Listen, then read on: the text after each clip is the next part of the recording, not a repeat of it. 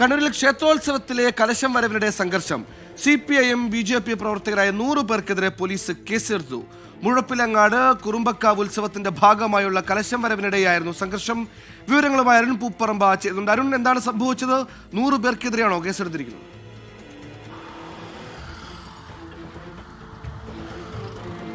സുഹൈലെ മുഴപ്പിലങ്ങാട് കുറുമ്പക്കാവ് ഉത്സവത്തിന്റെ ഭാഗമായാണ് ഈ കലശം വരവ് ആഘോഷം നടന്നത്. ഞായറാഴ്ച രാത്രിയായിരുന്നു ആ കലശം വരവിനിടെ വ്യാപകമായ സംഘർഷം ആ പ്രദേശത്ത് ഉണ്ടായത്. ഈ കലശം, അതായത് ഈ ഉത്സവാഘോഷത്തിന്റെ ഭാഗമായി വിവിധ ദേശവാസികളുടെ കലശം വരവ് അതൊരു ചടങ്ങാണ്, അങ്ങനെ നടക്കാറുണ്ട്. പക്ഷെ അടുത്ത കാലത്തായി ഈ CPIM RSS കേന്ദ്രങ്ങളിൽ നിന്നും ഒരു മത്സരം പോലെ ആ കലശവുമായി വലിയ ആൾക്കാർ കേന്ദ്രീകരിച്ചുകൊണ്ട്, പാർട്ടി പ്രവർത്തകർ കേന്ദ്രീകരിച്ചുകൊണ്ട് ഇങ്ങനെ കലശം കൊണ്ടുവരാറുണ്ട്.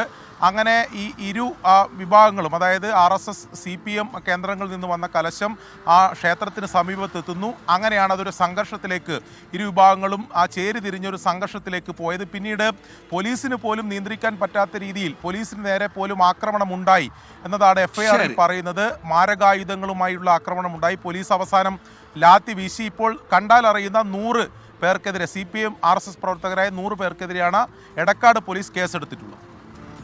ഉത്സവാഘോഷത്തിനിടെ സംഘം ചേരിതിരിഞ്ഞായിരുന്നു ആക്രമണം. സംഭവത്തിൽ 100 പേർക്കെതിരെയാണ് കേസെടുത്തിരിക്കുന്നത്.